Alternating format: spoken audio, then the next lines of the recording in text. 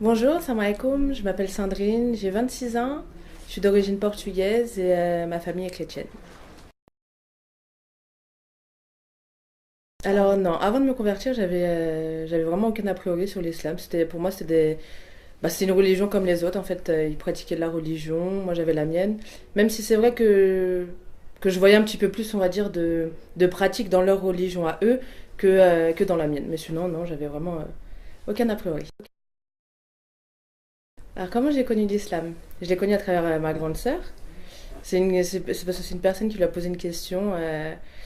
Pourquoi le Coran, c'est le dernier livre, est venu sur Terre?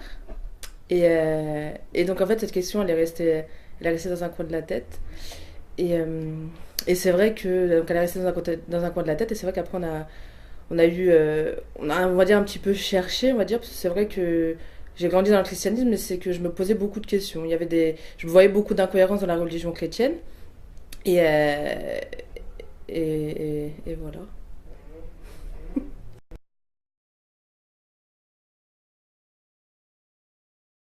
Alors le déclic de la conversion en fait, ça a été voilà parce que je me posais il y avait beaucoup d'incohérences dans le christianisme, je voyais beaucoup d'incohérences et j'arrivais pas. En fait même quand j'étais plus jeune, j'allais au catéchisme, des choses comme ça, j'avais l'impression, c'est pas l'impression, c'est que pour moi, on parlait plus de Jésus que de Dieu. Il y avait vraiment plus la distinction entre Jésus et Dieu, alors que pour moi, il n'y a qu'un seul Dieu et c'est à lui qu'on doit parler. Et c'est vrai que déjà étant petite, je voyais ça. Après, c'est vrai que par la suite, j'avais arrêté d'y aller. Et donc, oui, le déclic, en fait, c'est que en fait, j'ai rencontré deux personnes qui répondaient à mes questions. Donc quand les questions que je me posais dans le christianisme, ces personnes musulmanes à qui j'ai posé ces questions-là m'ont répondu et je voyais une logique, en fait, une certitude dans leurs réponses. Et je pouvais pas tourner les yeux à ça parce que c'est le bien, en fait, que je cherchais au final au fond de moi et j'ai pu le trouver à travers ces réponses. L'islam m'a apporté beaucoup, beaucoup, beaucoup de choses. Il m'a apporté une grande confiance en moi. Il m'a apporté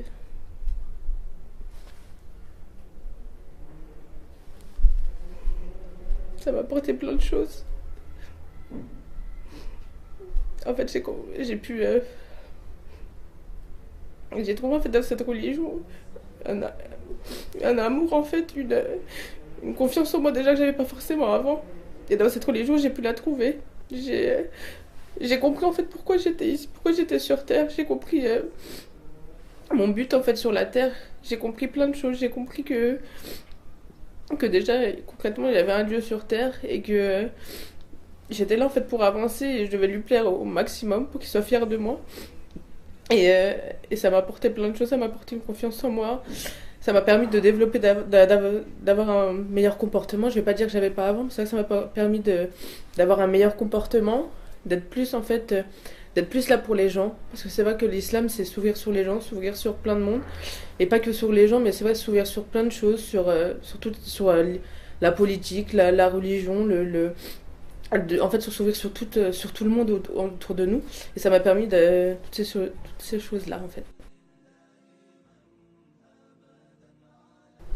Alors, bien sûr, dans la religion musulmane, il y a des personnes qui sont soumises, ça c'est volontaire, mais en fait, c'est ça aussi que j'arrive pas à comprendre, c'est pourquoi.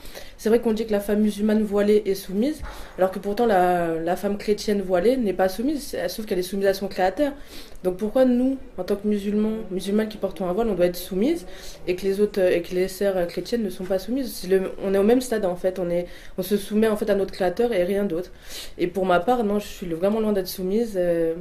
J'ai une vie active, voilà, je m'épanouis dans ma vie, je travaille, je vais dans des associations, je rigole, je vais au restaurant, je fais tout comme tout le monde et ça n'a vraiment rien changé en fait à ma vie.